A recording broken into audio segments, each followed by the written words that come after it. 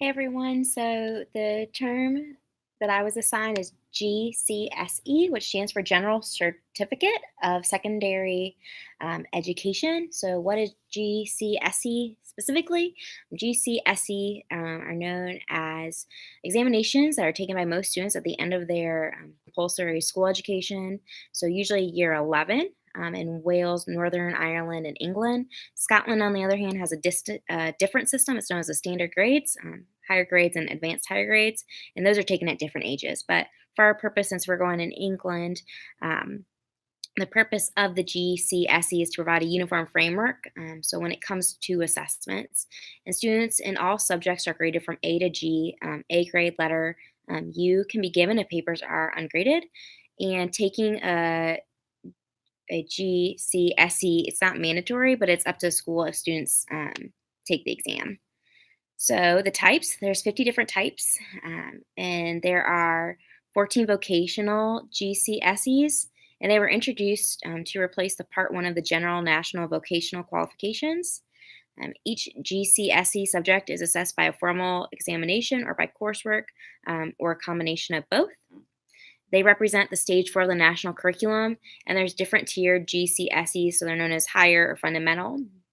And the GCSEs are traditionally given from late May to late June, and the awarding bodies are known as the QA, the CCEA, the I'm going to probably butcher this, Excel, OCR, and WJEC.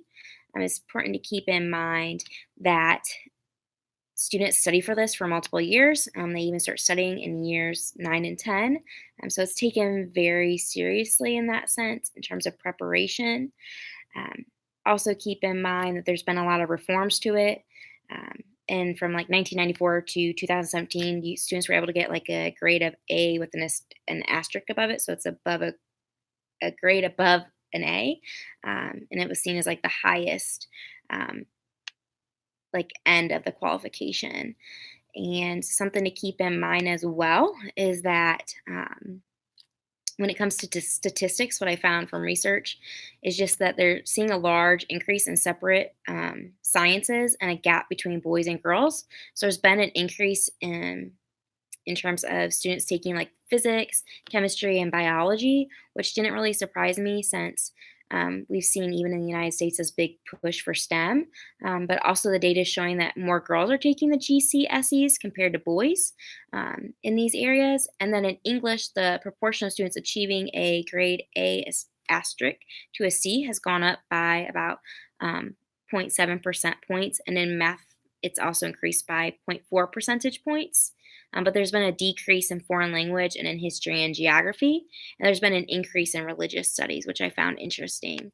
Um, what I also found from my research is that the government is staying committed to the GCSE and that the examination system, there's kind of been a lot of debate about it, which I felt like is very similar to the debates taking place in the United States when it comes to standardized tests.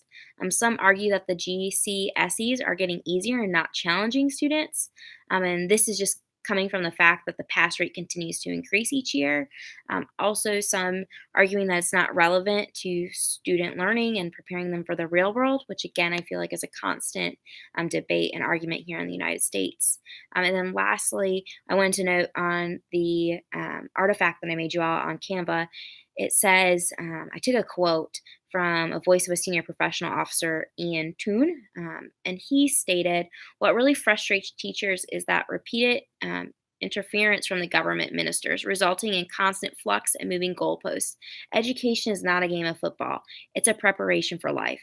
In spite of promises made by government that autonomy is being handed back to teachers and schools, there is still an appetite among ministries to control everything rigidly from the center. Um, and so I found that interesting just because I feel like we have those conversations in education. Um, in regards to how do we keep students engaged and um, you know keeping them excited and personalized learning, but then also how are we making sure that all students are getting an equitable same type of learning experience.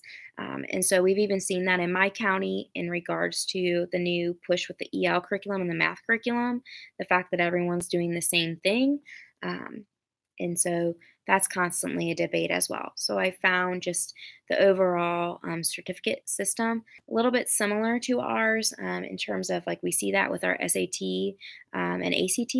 The difference that I noticed though is just that with the GCSEs, there's so many different types that students take and can take. Whereas in the United States, our quote unquote certificate exam to go to college um, is more so usually focused on math and ELA.